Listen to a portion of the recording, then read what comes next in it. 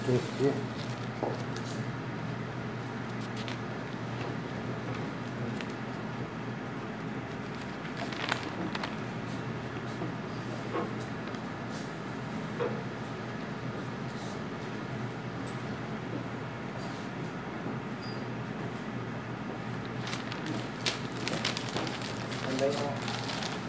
Karon, ang inyo mga alaga.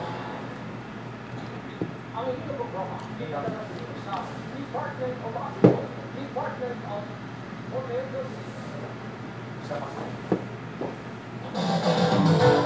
para sa mainit na diskurso ang pagtalakay sa mga isyu. Kape kang isyu. Programa wala sang may ginaapinan, wala sang may pinilian. Tanang ginadala sa kape. Kape kang isyu. Karon, yari ang inyong mga alaga. Ang inyong programa, ginadala sa inyo sa Department of Agriculture, Department of Tourism, Hotel del Rio. Mga sa aton mga televiewers, sa ginanda na kita sa aton regular programa, Kape kang Isyu, special edition because this is a Friday. We made it a special edition because of our guest is a very important person.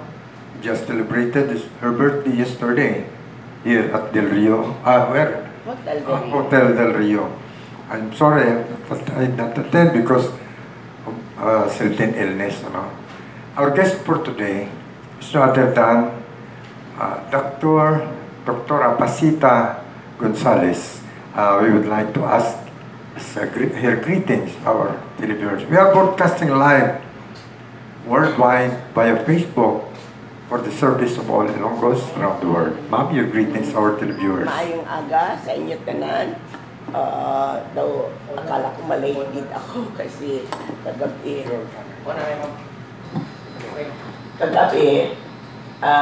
may ara kami affair there is a Hotel de Rio wherein I gather ang friends naman sa mga supporter there, and they have dancing mga special numbers so sa jagit.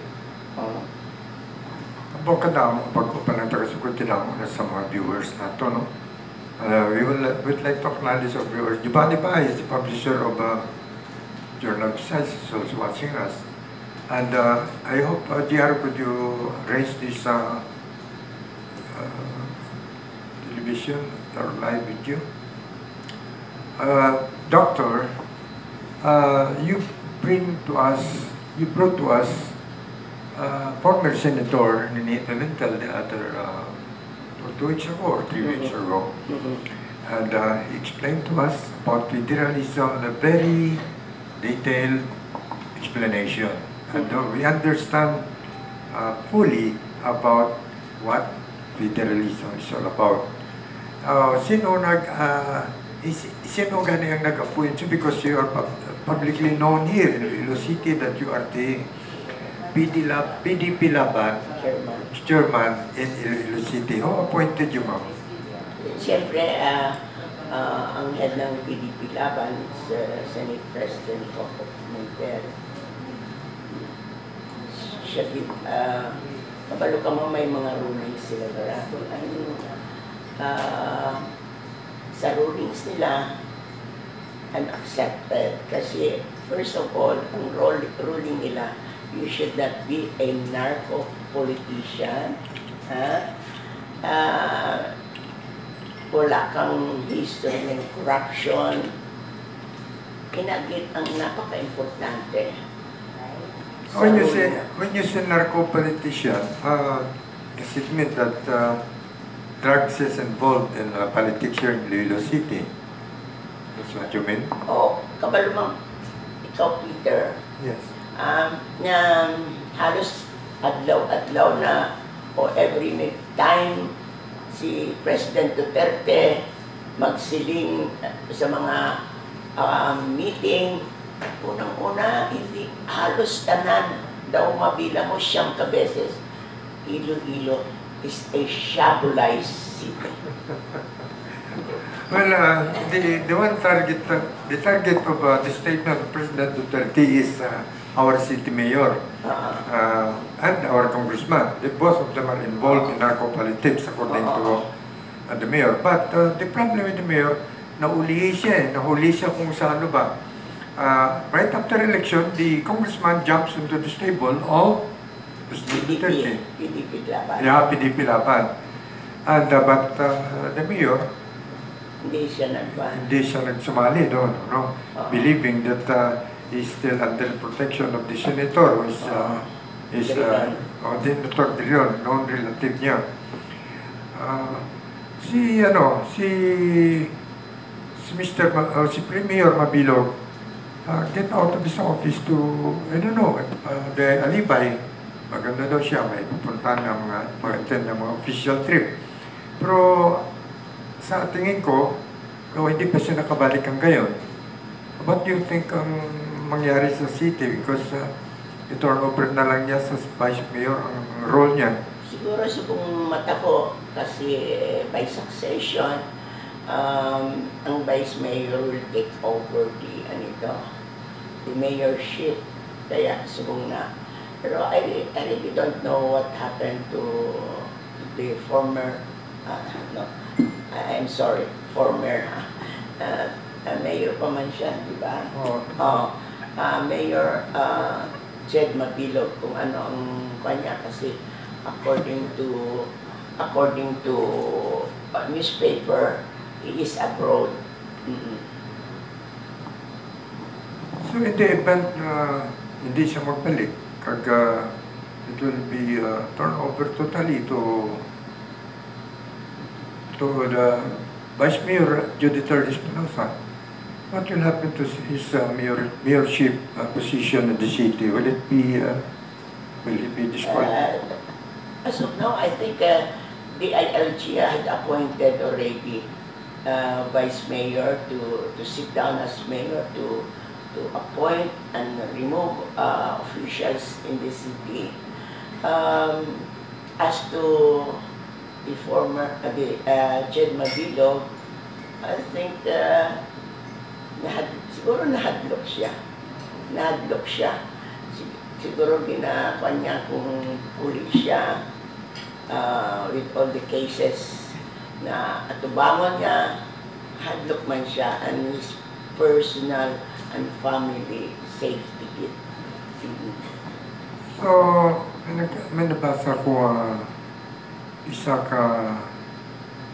ka article na nag-pinpoint niya si Mayor, si Councilor Jeffrey Gatsus was the one who pinpointed Mayor Mabilog as the culprit in this drug problem in the city, according to sa column sa blog ni Alex Vidal.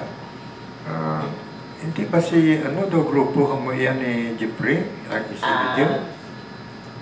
Peter, last election, hindi naman siya grupo. Nagwa siya, siya nila, Mayor Mabilog, so hindi naman siya grupo. But siguro naman, in fairness to President Duterte, last election, ari siya, and he is very knowledgeable. Halos tanan sang barangay may ara inang take ni Mayor Mabilog in ang mga 4 scenes of Mayor Mabilog, which is being distributed. And in the part of Mayor Mabilog, kung hindi tuod na, incomplis ka niya gabi-gabi during our campaign, that was brought out. So, nothing happens. So, I'm sure na Mayor, during the time, Mayor Duterte got hold of one of the tapes. So, it's being freely distributed in all barangays. So, we cannot pinpoint really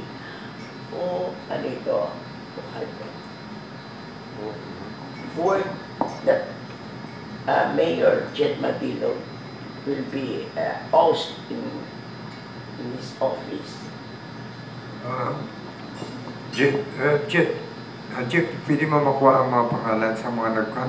I-recall tanan kay kadamo na gino? Siguro, what Dr. Pacita Pacita sa mga kapamatian kanina gusto pa. din ninyo ako makita, happy man ako. Because yun, kayong dalawa kasi ni Marigold, ang tawag ng mga taga-Canada sa inyo, lalo yung grupo ng mga nurses, sina Florence Quirol, yung kapatid ng dating regional director dito sa PNP, nagustuhan yung pag-guest nyo kasi sabi niya yung dalawang yun, mag-ina matatapang daw. Free enough to tell or to say, to speak. Pwede ka matapang if you are telling the truth. Kung nagahimo-himo ka lang sa istorya, hindi ka matapang kasi you might be caught in one of the process na nag-lie ka. Pero if you are telling the truth, naturally, it comes. Ang sa pagkakalam ko kasi, nung buhay pa si Department of Justice Secretary Gonzalez, meron kaming programa palagi, you know that. Siyang yata lumalaban sa illegal drugs eh. Wala akong narinig tungkol sa dalawang local officials natin, kay Congressman Triñas at saka kay Mayor Mapilo. Ano man napag-usapan yung mga asawa, hindi pa siyang sumama ang loob niya na pabayaan ng City of Iloilo. You know, during that time, siguro may mga tao inside our camp na gusto magpa-connect kay Secretary kag ang mga drug personalities. Pero what I learned, no, na right there, I don't want, sabi nila I don't want to see isa ka-abogado sa drug lord. I don't want to see him.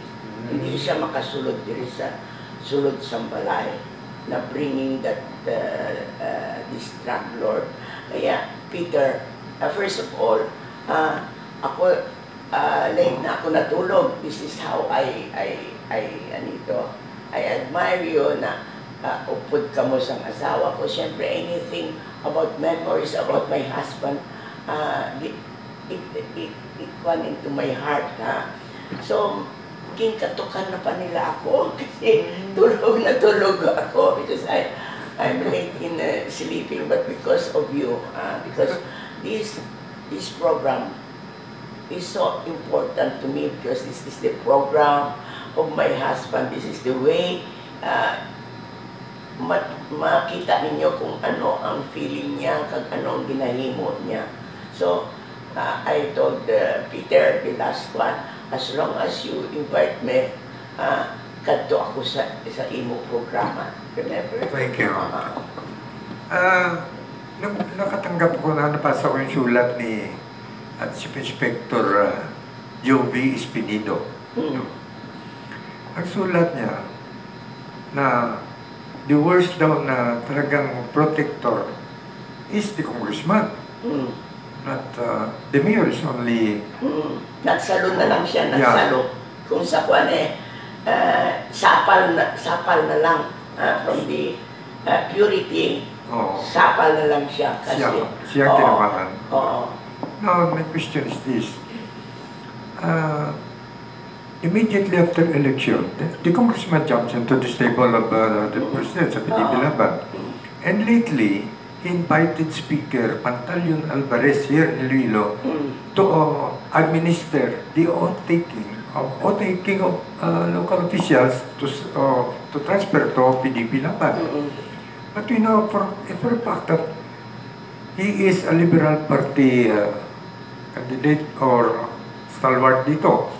Silang dalawa ng mayor.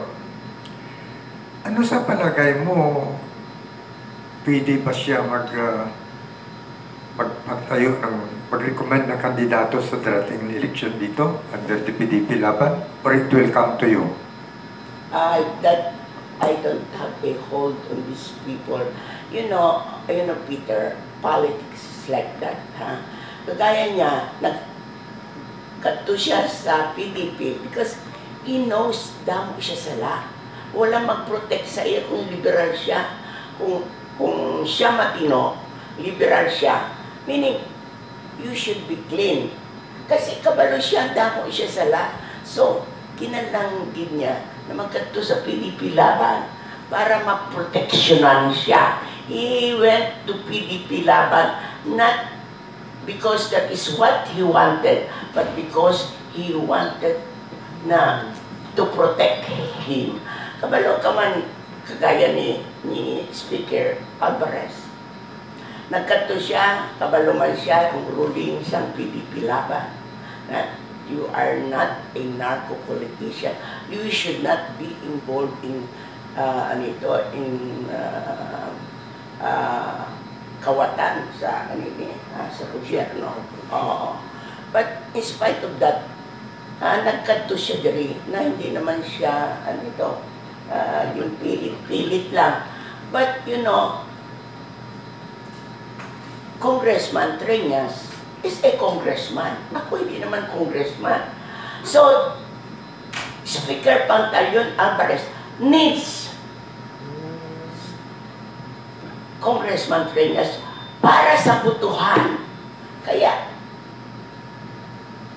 he has to assent to what the wish of Congressman Triñas. Kadto siya diri para sumpaan si Congress. Kasi kinala niya, like for example, kadamo impeachment na complaint, subong. You know, in the impeachment complaint, it's numbers. So, kinalan, para magboto si Triñas, upod sila ni Speaker Alvarez. So, that's the reason thou scratch my back and I scratch your back. That's politics. Kaya hindi man ako tingala at I don't feel bad na nagkadto siya diri at nagpa-sumpa siya because Congressman Triñas is die hard really na gusto niyang magsumpa ang mga apod niya. But ikaw, kabalos man siya at the back of his head na he is not qualified if you will really look at the rulings of the PDP laban. But because he is a congressman, they need his vote.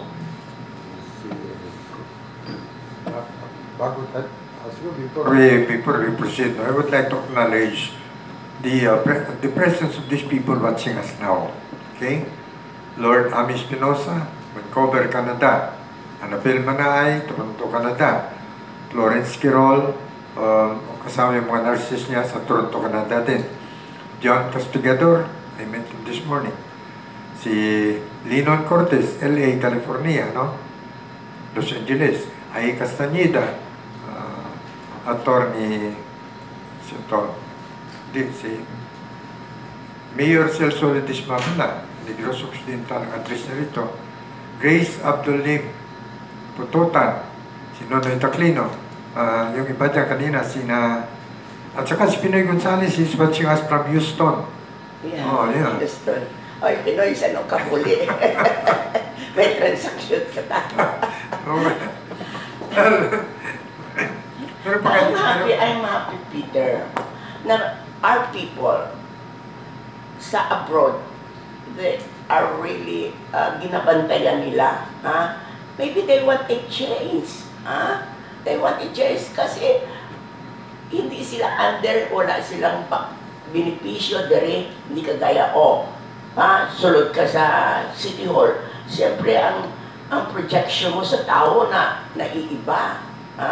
Kasi ang connection nila sa stomach. Pero these people, they have their own mind. Hindi mo makuhan ang gusto nila is to change and gusto nila magtino ang pamalakad diri sa syudad sa Iloilo. So, dumating na tayo dyan sa puntong gano'n, no?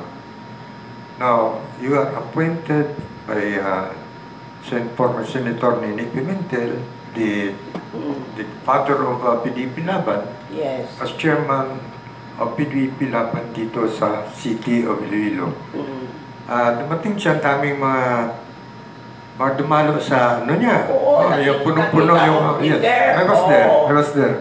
and people are really, hindi yung kamong lakad ng lakad during the kwan. No, they sit down and they are so gracious na they talagang talagang nakikinig sila. They behave, They are so there. And Peter, that's the reason why I brought the former Senate President, former Senator Nene Pimentel, because he is the father. Kadamo diri, who talks about federalism, na hindi naman sila first hand na kabalo ining federalism. But Senator Nene Pimentel, he is the father.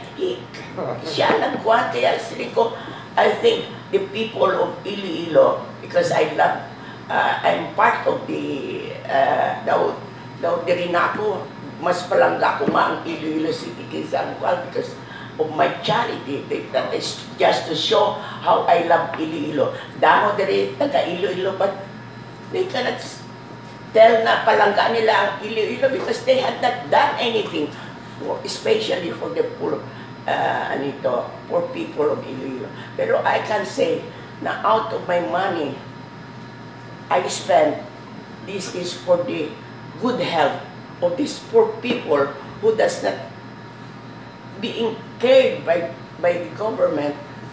Inagid ang kwan ko because that's the legacy I had given to my husband. Correct. I'm witness to that. No, mayroon may nagtatanong dito eh.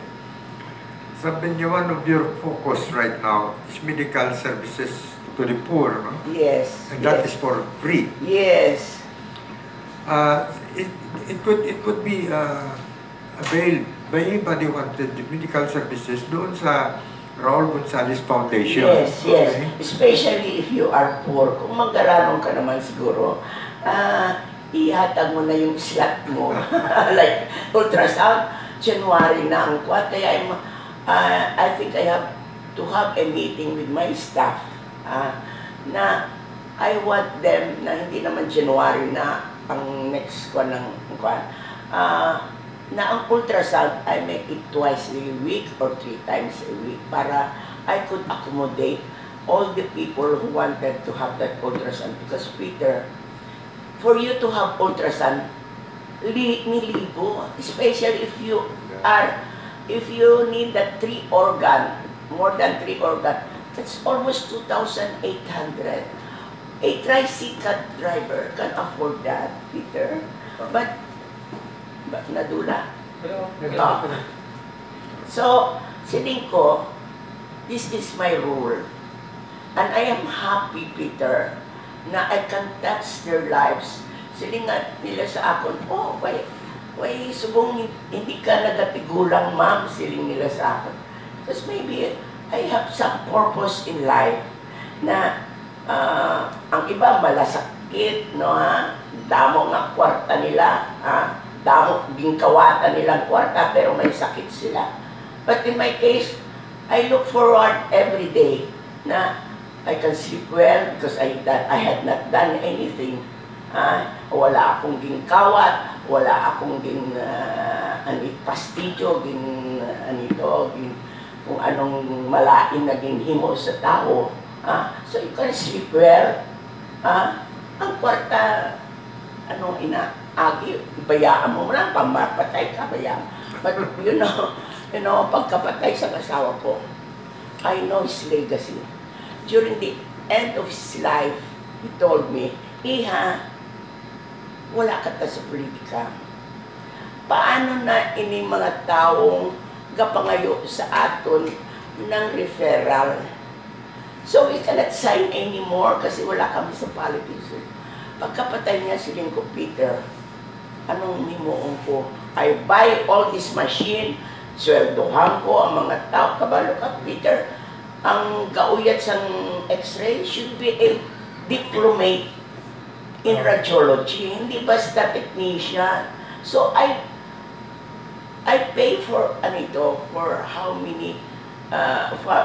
many doctors? 3 for consultation, 1 dental dentist, 1 radiologist, diplomate, and 1 pathologist dahil may laboratory ako. So, I take care of them. I know what I'm giving them is not really enough, pero I'm giving, hindi libre, hindi ginagawa ng doktor, pero upod na ang pagpalangga man nila. They are happy. Sila ko sir, are you happy doing this? I know what I'm giving you is not talagang kagaya when you practice sa hospital, sa inyong clinic. But they told me, ma'am, ni doktora siling nila sa akin, happy kid kami kasi daw, we are part of your advocacy. Part sila sa advocacy to help these poor people diri sa syudad sa Pilip. Sometimes, kabalo ka, Peter, we get taga-Liganis, pero siling ko kung if you can accommodate it, isulod na ninyo.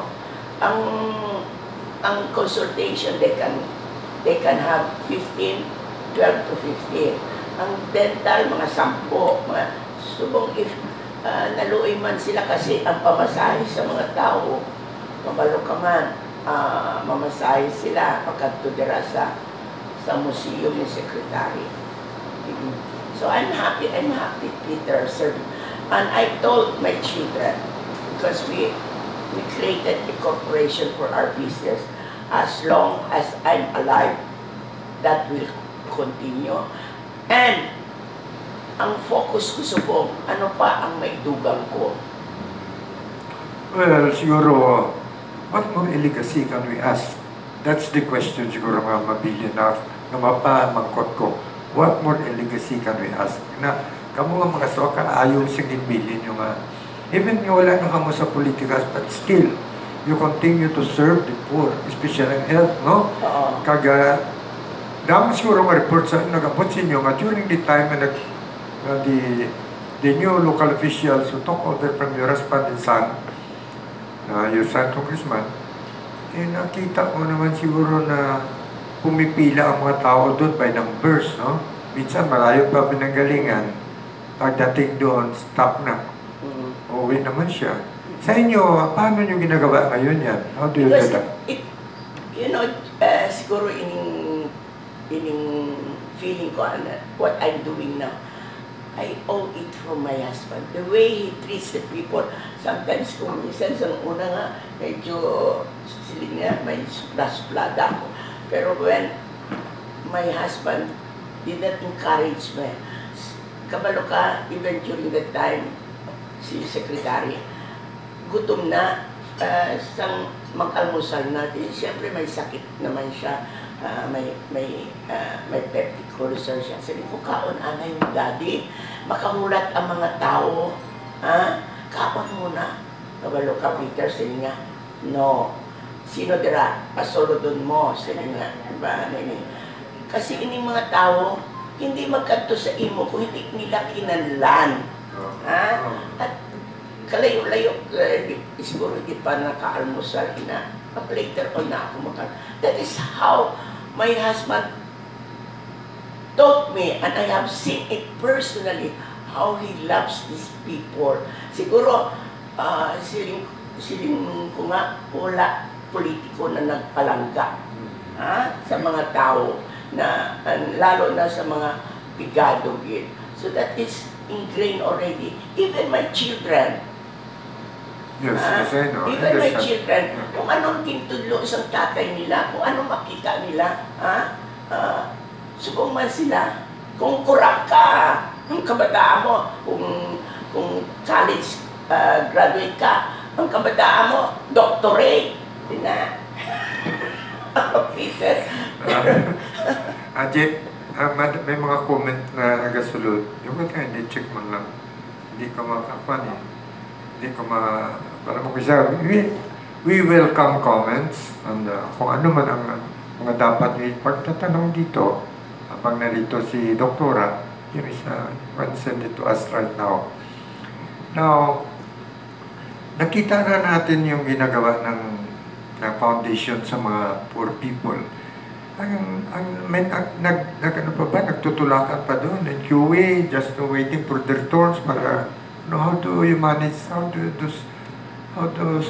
you're stopping me, how do you manage toward these people? Bakit na-accommodate? Parang na-accommodate palagi, wala akong narinig na complaint. Wala sila complain, Yeah, Peter, to tell you frankly, yung common saying na if you had given anito, it will go back to you 100 folds. If you give 10% to the poor, it will come back to you 100 folds. Doon ina. So it's not only that I'm happy, na ang health ko maayo man, ang health ko sakit lang ang tiyan ko kung sige kaon kasi kabalo ka man Peter namin ako magkaon. So with my age siling nila, grabe ka magkaon, even my children, bawas-bawasan ninyong pagkaon kay mami at wala control basta sige. So I can see it from my business side, sulod ng sulod na lang, because siguro tuod ining hambal nila, if you get 10%, it will go back to you 100%. So ini ang example na ginahambal sa kanila.